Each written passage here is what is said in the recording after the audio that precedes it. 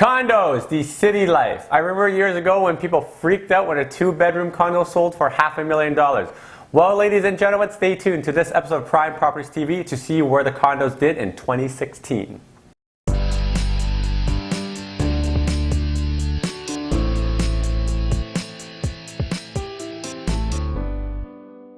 Good day, Toronto. Welcome to another episode of Prime Properties TV. I'm very glad you could join us for this episode where we'll be recapping the 2016 condo market. We'll be recapping everything and getting ready for 2017. So let's get started. Here are the numbers for the condos in the 416. Your average selling price is $441,000, up 9%. And here's a crazy one. The 905, this is your Mississauga, Brampton, Markham, Vaughan, $349,000, up 10%, more than the 416. This means that there is more suburban sprawl than I ever thought. And your total overall GTA, $413,000, up an average 9.3%. This is probably the highest I've ever seen condos increase in value. A lot of people thought buying a box in the sky is not going to be worth investment. Well, guess what, ladies and gentlemen? This is some pretty good return on your money. Okay? Now, the second thing I'll talk about is, again, we see the 905 outpacing the 416. This is a combination then of people being priced out. They want to be a little bit further from the city, and we've been seeing this over and over and over again in the last few videos. The 905 is a fantastic area to invest. It's outpacing the 416 because the 416 is outpricing a lot of the people. Now, in previous videos, we talked about the 6-figure mark for transactions, so 108 transactions. And you can check out the video up here where I talked about that. Now, here are some staggering numbers. All the condos in the GTA accounted for 25% of that 108,000. That means over 25,000 condos were sold in 2016, which is a staggering number, and 2016 is not even over yet.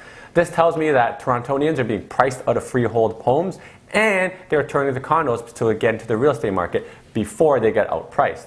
Now, here's some crazy things. In the early spring, I saw a bidding war at Yonge and Sheppard for a 2-bedroom condo in about 900 square feet. A bidding war for condos. That means people are gravitating towards these larger condos because, again, they're being priced out and they want more room for their family. Now, if you have a prime property in a prime location, say College and Bay Area, I've actually been seeing a lot of condos being priced the way they are being priced for houses. What I mean is that they're being priced for a bidding war, well on their market to get multiple bids. And you know what? At the end of fall, I see them getting it done. It's crazy out there. So this whole notion of a $500,000 box in the sky, I think we're getting close. In the prime areas, we're well past that already. So get ready, guys. Get ready. Point number 3 I want to talk to you guys about, the scheduled amount of condos to completion. Do you guys remember like 3-4 years ago when the newspaper was saying, oh my God, we're overbuilding condos in Toronto, there's too many, enough is enough, stop it with these glass towers. Well, this year was the first year that there was less than 20,000 units scheduled to complete. It was 16,000 units. Maybe because the city told them to slow down, I don't know. But remember, real estate has a lag because it takes time to build these condos. Now, this year, the 16,000 has forced a lack of supply, which means that there were not enough. So the people are saying that we built too many condos. I don't think we built enough this year. Now, what does that mean for the Toronto market? It means that all of these units, the 16,000, they've been absorbed. People have bought them. And it's not just about this whole notion of foreign buyers leaving it empty and no one's using it. The vacancy rate in Toronto is at an all-time low, less or around 1% right now, depending on which area you're talking about. And you look at rental rates, they've increased 9% from last year because there's not enough supply. It's crazy. I even saw bidding wars in rental market in the summer. It's bananas. It's nuts. So point number 4, some information that I noticed from the field, okay? I'm seeing a lot more families buy 2-bedroom houses, 2-bedroom condos because they've been priced out of the freehold market. So that means they want to enter the market before it's too late. They know condos are the only way they can actually get into the market. Your 1-bedrooms are very standard. They're still more investor-orientated and young professional that's a starter, a condo that want to be near their work. And all in all, every single thing in the condos have gone up in value, 9 to 10%, like I was saying before. And the demand for a very well-functioning, well-laid-out condo has been higher than ever. The absorption rate in downtown is a staggering 80-something% right now when I checked. It's crazy, okay? Now, if you're in the downtown areas that are very hot, like by the universities, the financial district, you're starting to see $800 to $900 per square feet for 2-bedroom condos, which is crazy.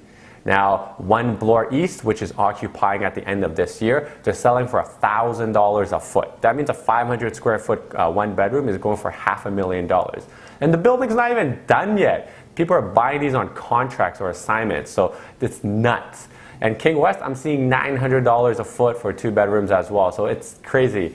So where are we going to be heading? Well, next year there's 20,000 units scheduled to complete, which is a good sign. There's going to be more supply. But I suspect that the 2-bedroom condos are going to become even more popular than this year because you know what? The lack of freeholds I was talking about in a different other video is real. That is a real lack of supply. If you talk to any Gen Ys or millennials out there, which is becoming the larger cohort of buying real estate, they'll tell you, you know what, I'd rather live in the city, have urban living, and have more intensification for cool bars and places to buy stuff from. And if you talk to them, a lot of them are actually okay with the convenience and renting. So if you're an investor, get your checkbooks ready. Start buying these condos because these young professionals are the best tenants out there. They'll take care of your property and they'll pay on time. So before I end off the video, I'm going to tap onto a little bit about the rental market. I've never seen rental market as high as I have this year. I've never seen the amount of bidding wars that I've seen this year for rental markets. I've never seen the amount of the oversold for rentals have I seen this year. So what does that mean? Again, lack of supply. I say over and over again. There's not enough supply this year, even with condos. And as people are being priced out of the market, especially with the financial policy changes that happened, make sure that the government just effectively made so many more initial renters. So the condo market right now, if you're looking to invest, is actually a good market to invest as long as you get the right property. So make sure you talk to your realtor about that. All right, guys, this will be the last episode of 2016, and I'll see you in the new year. So I wish you all a healthy and prosperous 2017, and we'll be starting fresh in 2017, and we'll be teaching you how to build wealth and retire using real estate as a vehicle. Thank you guys for watching, and if you guys simply enjoyed this video or learned something, make sure you subscribe to PrimePropertiesTO. If you have any questions or comments, you can leave them in the comment section below or email me directly. And remember, make sure you share this with your family and friends because I always say an educated consumer is the best consumer. So make sure if you guys are going to go dancing in 2016 for New Year's Eve, stay safe. I'll see you in 2017, Toronto. See ya.